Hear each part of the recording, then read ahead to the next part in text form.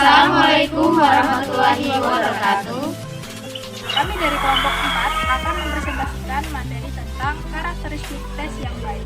Untuk lebih jelasnya, Simak video berikut ini. Karakteristik tes yang baik.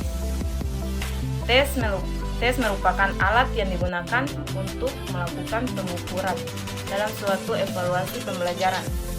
Menurut Sugiono 2011 dan Arikunto 2009 menyatakan bahwa tes dikatakan baik apabila memiliki karakteristik yang mencakup validitas, reliabilitas, objektivitas, praktikabilitas, dan ekonomis. yang pertama ada uji validitas. Validitas merupakan syarat terpenting dalam suatu alat evaluasi. Validitas adalah menunjukkan kesesuaian, ketepatan, kebenaran antara alat tes dengan hasil tes. Validitas juga merupakan pengujian yang paling mendasar dan mencakup beberapa pertimbangan sebagai acuan terhadap reliabilitas. Artinya, jika suatu tes tidak mempunyai validitas yang tinggi, maka kesahihan tes tersebut masih diragukan.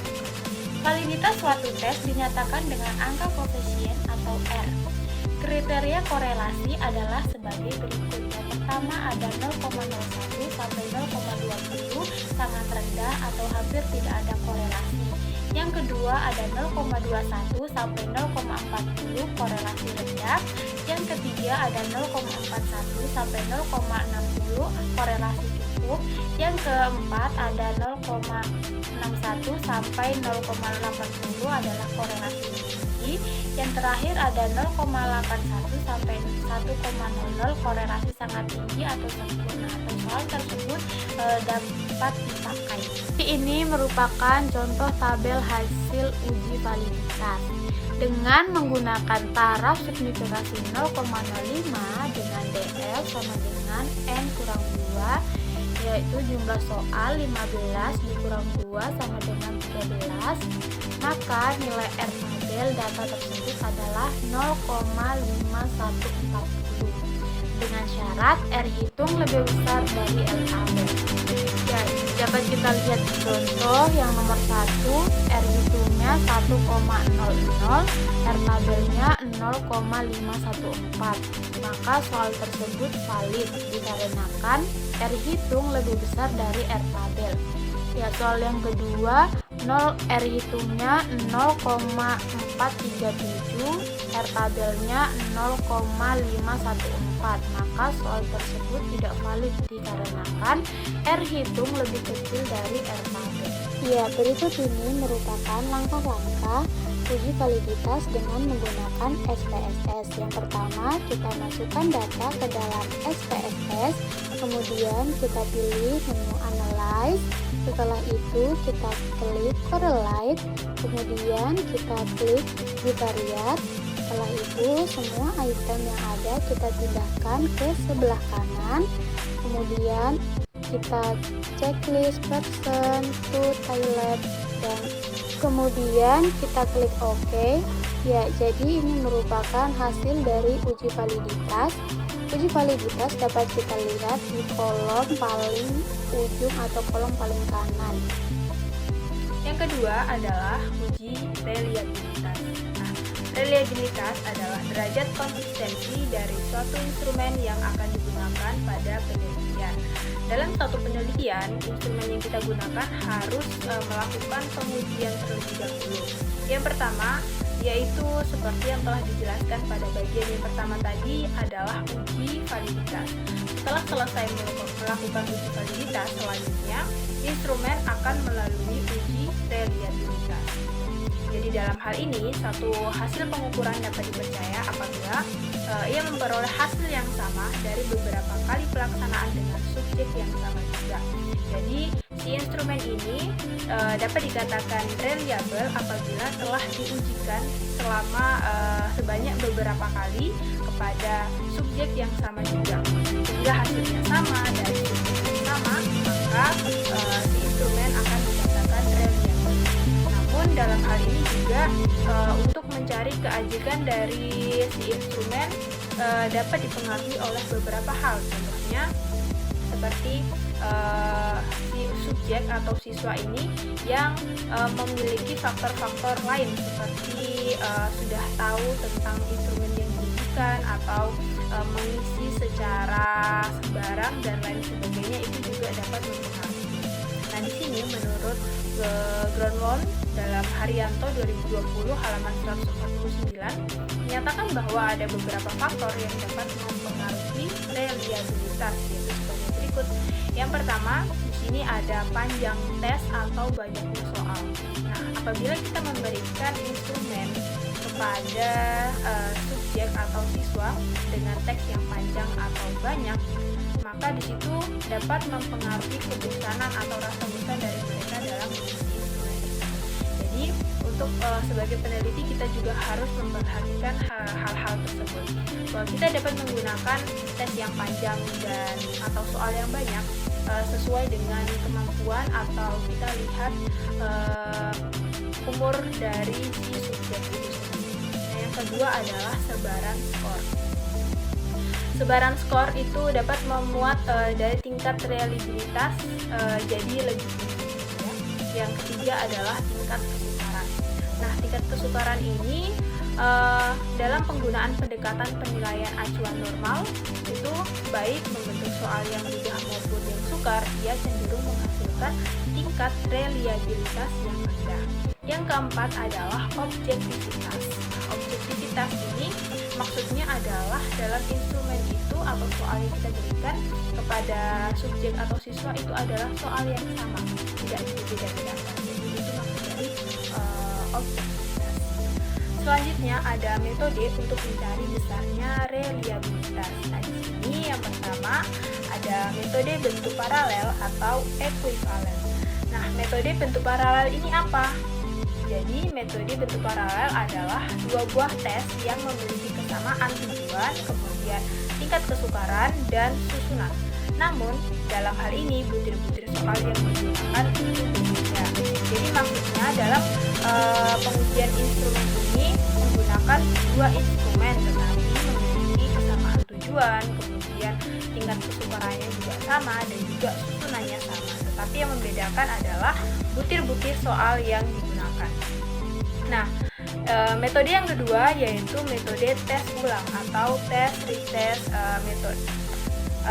Maksud dari metode ini seperti apa? Jadi metode ini adalah tes yang diuji cobakan sebanyak 2 kali. Namun untuk tes yang banyak mengungkapkan pengetahuan, ingatan, dan pemahaman.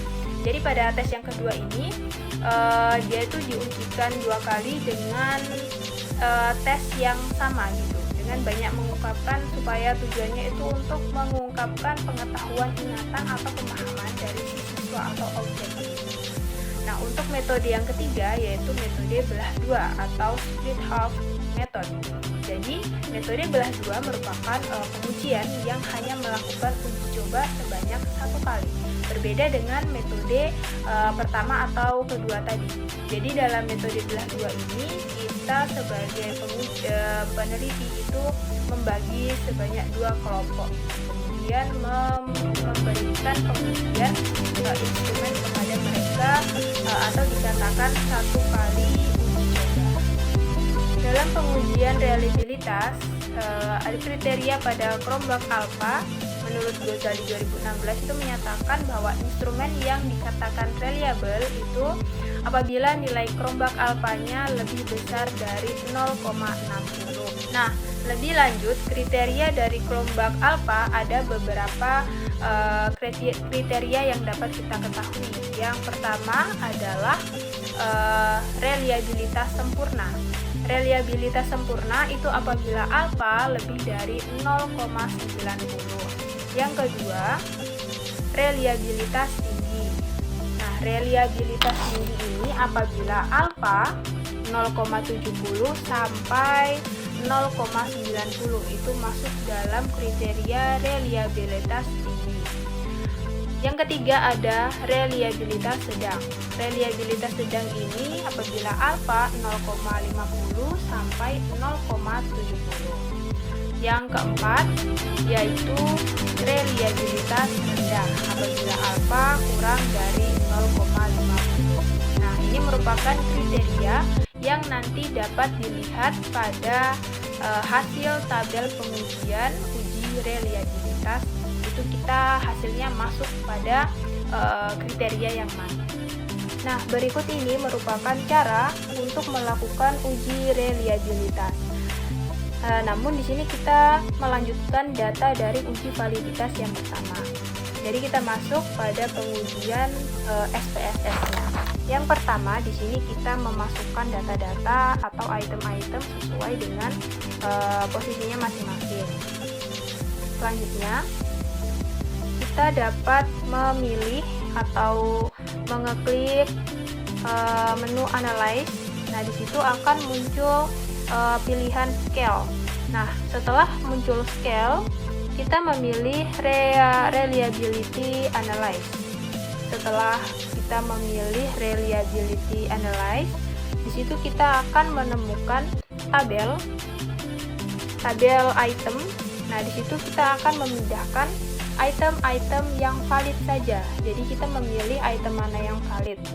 Kalau tidak valid, kita tidak usah pindahkan ke sebelah kanan. Nah, setelah item yang valid kita pindahkan ke tabel sebelah kanan, selanjutnya kita klik tombol statistik.